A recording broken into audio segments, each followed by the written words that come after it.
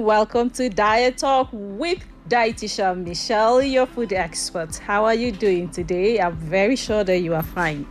Trust me, I know. All right, so this is a diet program where we talk about food and how food affects our health, either positively or negatively. Yes, some people say, let food be thy medicine. Is that not so? You've heard that, and I totally agree. Let food be your medicine, and medicine thy food. Does it make sense? Well, just think about it. All we are saying is eat to live and not eat to die. Let your food be medicine. Let your food be what you will eat to be healthy. Let your food be something that keeps you energized and keeps you revitalized. Let your food be something that keeps you whole, right? So that is why we have this program where Dietitian Michelle will help you make sense out of your diet.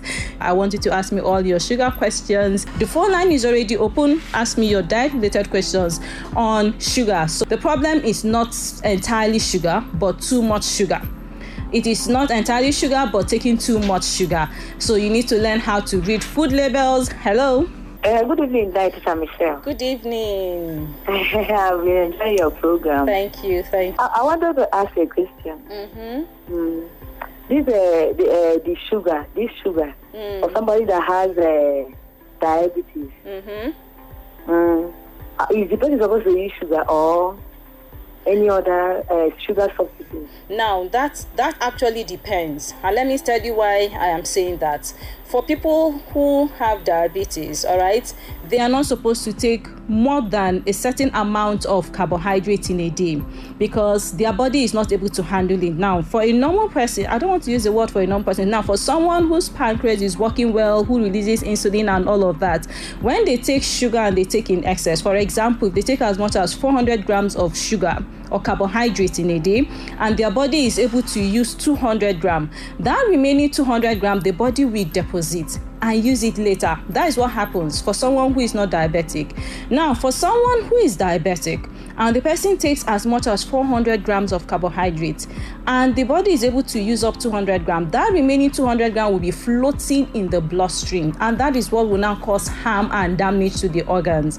So we don't want that to happen in diabetes management, all right? So what we do is that we plan the exact amount of carbohydrate that person is supposed to be eating based on their medication, based on their activity level, based on many factors. Once we have planned it, all right, the person can eat that amount of carbohydrate. Now, let's say, for example, that we have placed a diabetic on 200 grams of carbohydrate or 150 grams of carbohydrate, and the diabetic says, I like sugar. I want to take 2 cubes of sugar with my breakfast, with my pudding. I want 3 cubes of sugar with...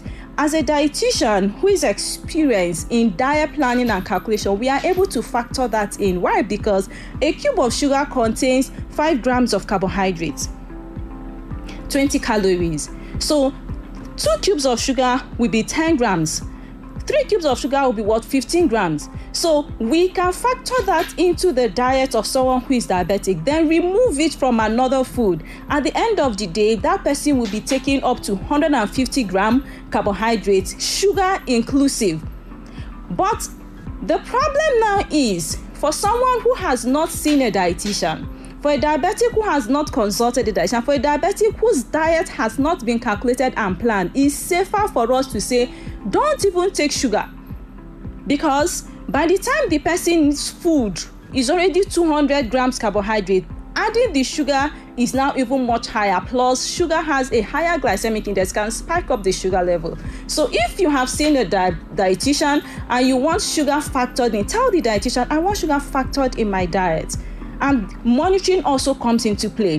When sugar is factored in, your sugar level is monitored with you by the dietitian. And after a month or two, we tell you, okay, your body seems to work well, even with the sugar, so we can continue. Or no, your body seems to respond negatively to sugar, so we should take it out. So that whole process as dietitians is what we call medical nutrition therapy. So if you're working with a dietitian, you can actually eat sugar as a diabetic. But if you're working on your own, it's safer for you to avoid sugar, and use what we call sugar substitute like stevia. That is what Dietitian Michelle prefers. Why? Because it's plant-based, but there are other sweeteners, other sugar substitutes out there, but I prefer stevia. And that is also to say that please don't even give stevia to children, because last time I heard somebody saying, my father says we should be using sugar substitute because it's better than sugar. No, not for children. Please let them grow with little amount of sugar. I hope I answered that question. Good evening, my dear. Good evening. I have a question, William. This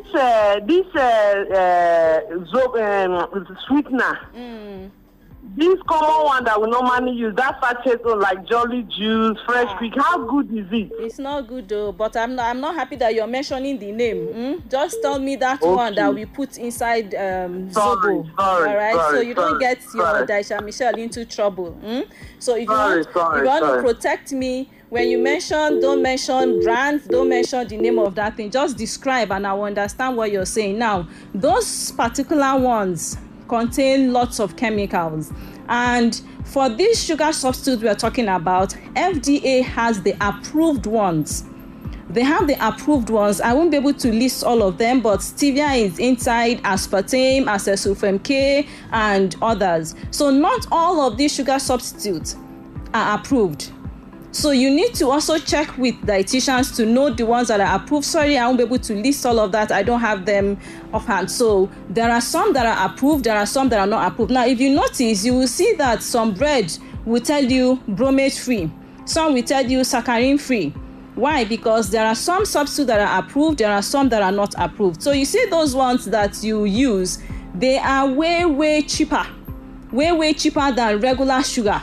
So when you put that one in your Zobo drink, you'll find out that you don't even need to put up to 1 cup of sugar. So that thing that is making it so sweet makes the Zobo very cheap. So I'll prefer that if you're making the Zobo for children, sweeten with pineapple or even with dates and then add a little sugar. That is what I do for my kids. So I sweeten more with dates, I add pineapples, then I add a little sugar, because if you're going to have to use sugar to sweeten Zobo for children, you will use plenty, and at the end they'll be taking too much sugar in a day. So for those other things, I usually stay clear from them because the chemicals are too much. So instead of you to enjoy your Zobo naturally, you have not even added the chemicals that you're running away from. So sweeten your Zobo naturally. I hope I answered you very well. If you're still there and you want to ask me your questions on diet, I'm here. Then please, if you're making the Zobo for someone who is diabetic, use the sugar substitute. All right, use sugar substitute. And for some, they even enjoy their own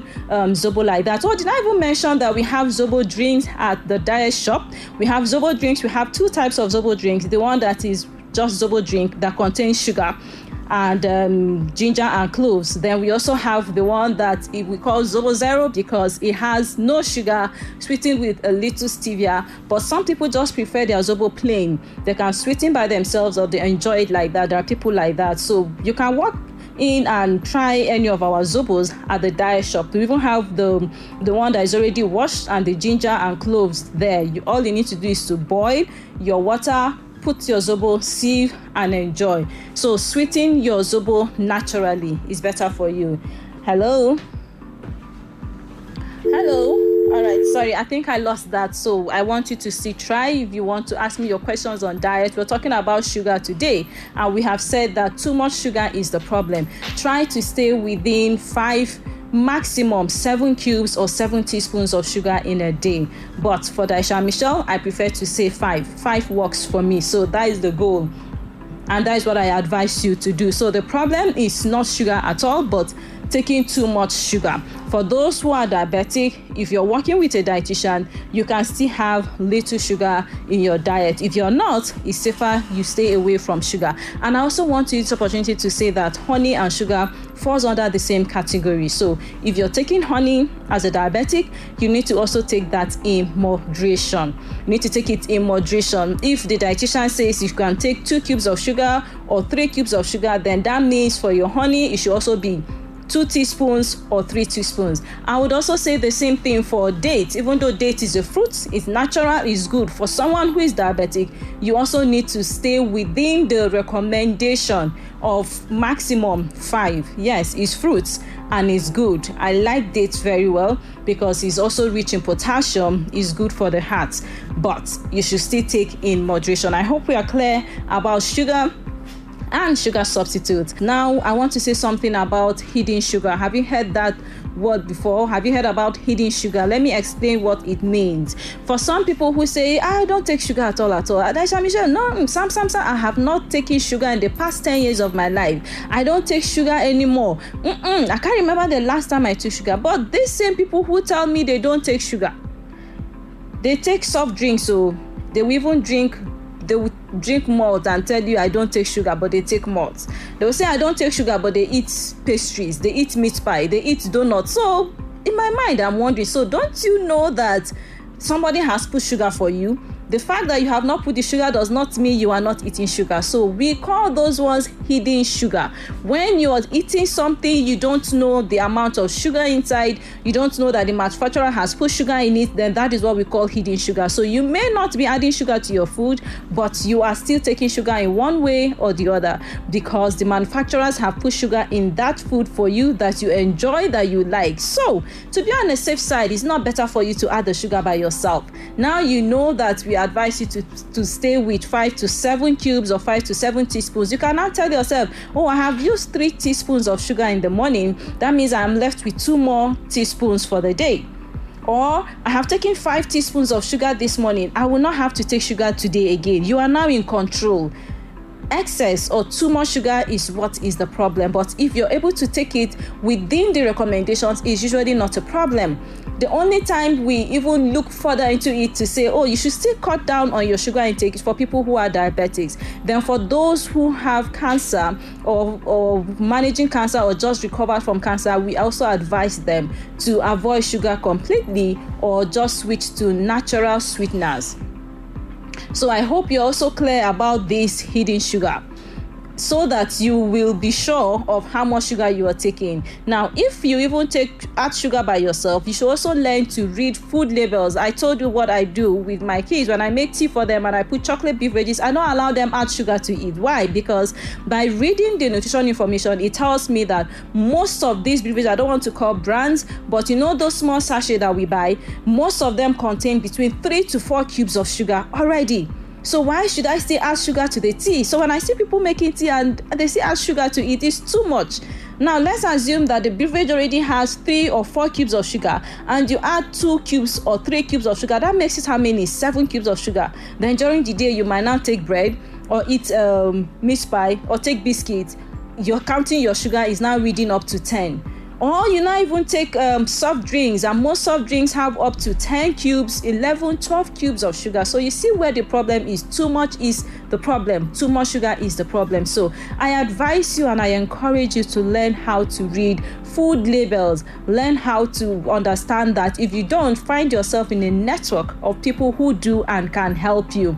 Find yourself around dietitians, find yourself around people you can call to say, please, can you just interpret this for me? Can you analyze this food product for me? How much sugar does it contain? Is it safe? Is it good for my children? And I remember I even told you to check your juices and the things you buy for your children to know how much sugar they contain. Yes, hello. So we have one question here.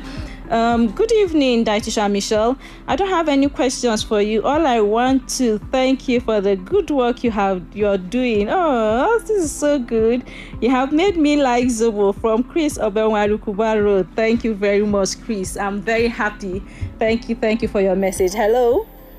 Hello, Dietitian Michelle. Yes, well done. Thank you. We see this your program. It has put a lot of life and meaning. I know it's God that gives. Amen. Thank you. I'm so happy. Heaven said those who help themselves. Heaven help them. Yes. Because I know it's God that gives life, but this your program. He has already changed some of the people's, because some people don't know what they need. But now you are directing us, you are teaching you a lot of things. But there's something I want to ask you. How can one make Asha your jollof acha, but will not stick too much. Oh, jollof acha that will not stick, right?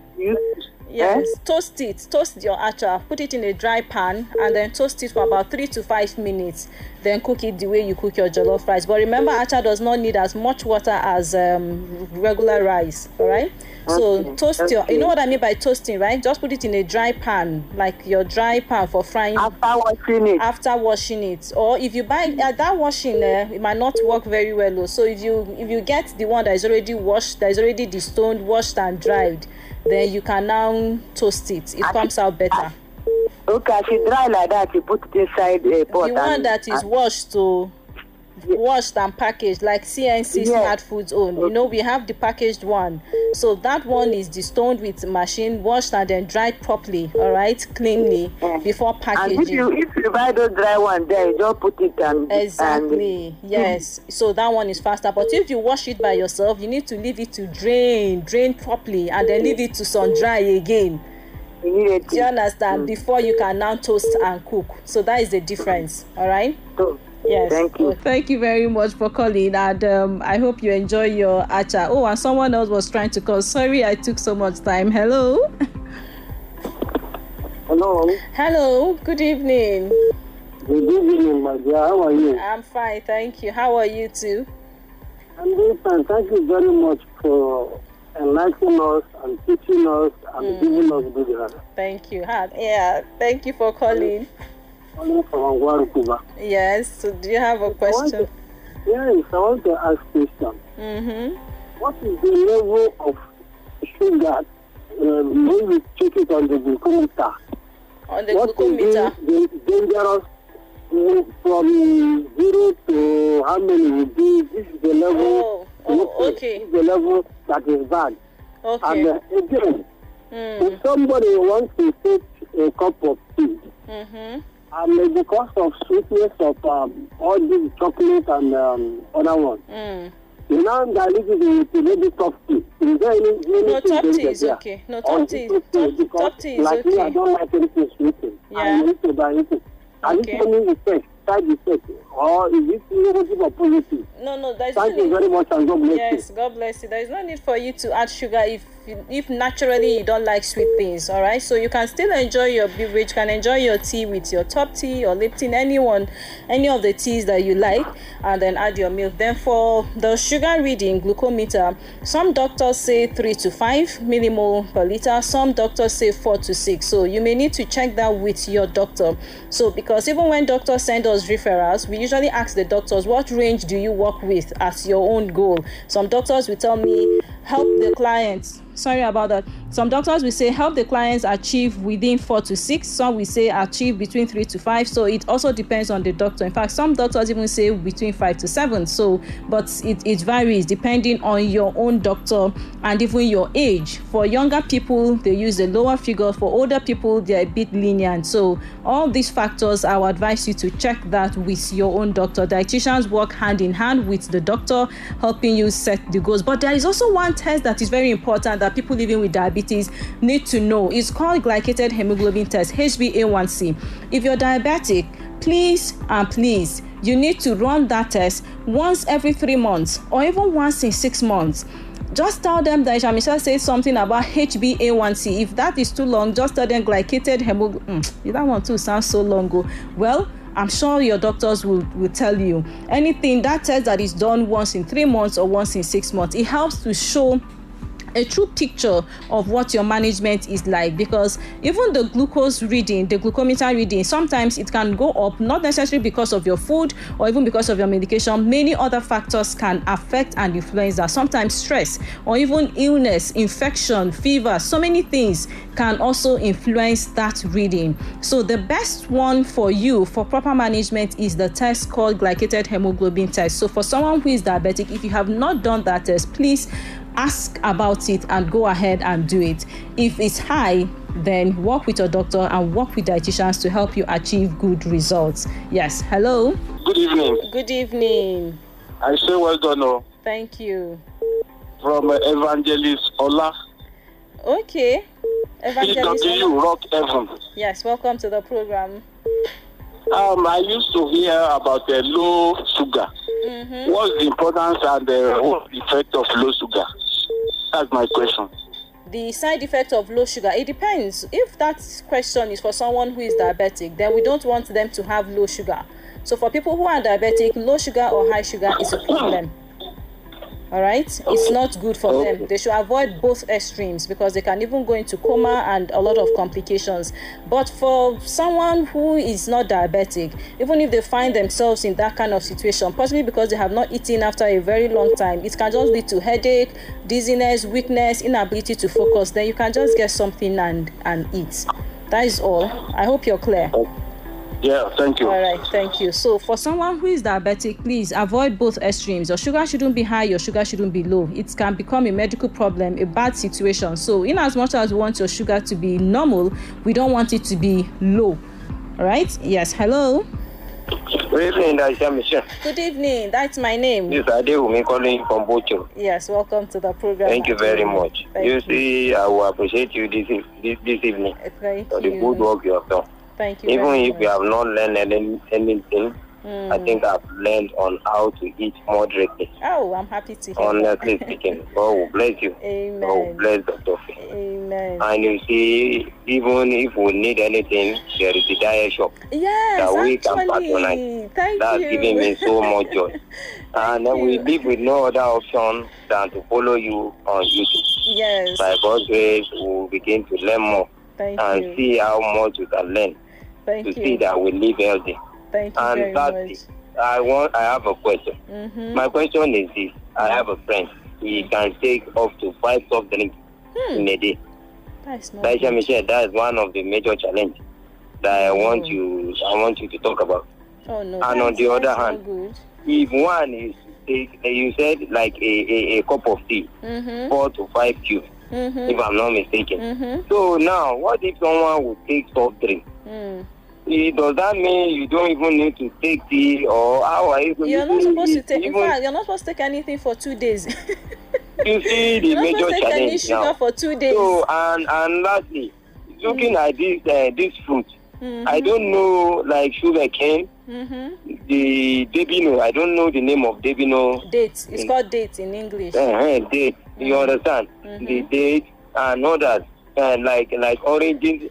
If you have taken like 4 or 5 cubes of sugar in the morning, with that tea, and you take orange, you take sugar cane, you know some of us we love taking mango and others. With that tea add up to the sugar level in one body. That's what I want you to expatiate more. Thank you for asking. Thank you. God bless you. We'll miss you so much, but we'll continue to be with you and patronize the diet shop. Thank you. Thank you and God bless you. Thank you very much, Mr. Adeomi. Thank you for asking that question. So he is asking, if someone takes sugar in the morning, maybe with tea or with pudding, how about the fruits we take? So that is not the kind of sugar we are talking about. So the sugar you have in fruits, we call them naturally occurring sugar.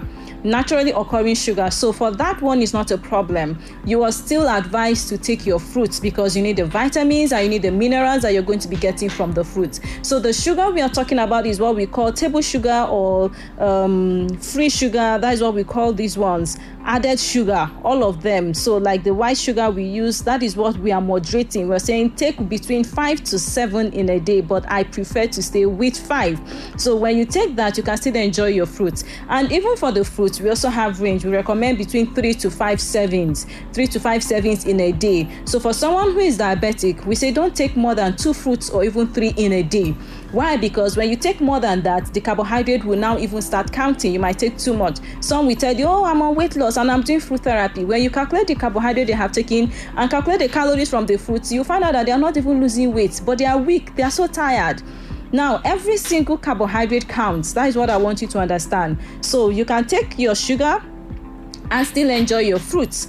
3 to 5 servings of fruit is what we recommend. But for people who are diabetic, 2 to 3 servings is what we usually plan our diet with. So I hope you understand now. And then for those who are diabetic, try not to juice your fruits. Don't juice your fruits because when you juice, the carbohydrate content will be more. Take your fruit whole. For someone who is underweight, no problem. You can enjoy juicing your sugar. Then he also mentioned somebody who takes up to 5 bottles of drinks in a day. That, in fact, the person will grow. I don't even know how to explain. Just tell the person that he or she will grow old faster than he or she wants. Why? Because the organs will be overworked. Your organs will be overwhelmed. You might feel good and feel normal and feel like there's nothing wrong now, but wait for it in the future. So tomorrow you will not say it's your village people, low. You are the one doing yourself. So the best thing you can do now is to start cutting down. Maybe from 5, just reduce it to 4 bottles. From 4, go down to 3. From 3, go down to 2 until you achieve good control. Occasionally, you can take your drinks. There's nothing wrong in that. That is what I tell people. On my birthdays, I'm going to enjoy myself. I still eat chocolate, so even as a dietitian, I still take chocolate. Yes, when somebody buys it and we share and we eat, there's nothing wrong in it, but it's not every day. I still eat meat pies as Dietitian Michelle. I still take soft drinks as that. I still drink malt. All I am saying is, don't live on these. Don't take every day. Don't kill yourself with it. Don't take too much. Don't take more than your system can handle. All right. So I hope I have answered you correctly. Let me respond to this comment on WhatsApp. Good evening, Dietitian Michelle. I appreciate your life-saving program. Oh, you guys are so good. Thank you. Is sugar good for somebody with fatty liver? All right, so for that, now sugar is, like I have said, sugar is not a problem. But when sugar is taken in excess, it is now deposited as fat. So you see where the problem is. So for someone who has a fatty liver, the major nutrient of concern now is too much fat. But if someone has a fatty liver and takes sugar within the recommendation, which is 5 to 7 cubes, it's not a problem. But when the person now starts to take too much of sugar or even too much of refined carbohydrate, which directly is not sugar, the excess of that is converted to what? To fat. So you don't want to put your body under that kind of stress. You need to know exactly how much you need. So for a fatty liver, you need to see dietitians. Let's help you plan your diet and plan the fats, the carbohydrates, and help you make a healthy choice. So stay within the recommended range of 5 to 7 cubes or 5 to 7 teaspoons of sugar, of honey, of date syrup, of date powder, whatever you use to sweeten your foods. Just stay within this range and it will be fine. But for someone who is diabetic, please work with your dietitian to establish how much sugar you can take, or to be on the safe side, don't take sugar or use sugar substitute. I prefer stevia because it is plant-based. I hope you're clear. Then for those who say I don't take sugar, but you eat pastries, you take soft drinks, there is also something called hidden sugar, which is the one added by the manufacturer, the one you are eating, you're taking, but you are not seeing. So you need to learn to read food labels so that you can tell exactly how much sugar contained in the foods that you eat. And I also answered the question about someone who is diabetic, what's the normal sugar range? That also depends on your doctor. Always work with your doctor. They give us, when they send us referrals, they tell us the range, they tell us what they want to achieve. Some would say that we want the glycated hemoglobin to be below 7%, and that is all. Some will say we just want it on 7%. Some will say we want the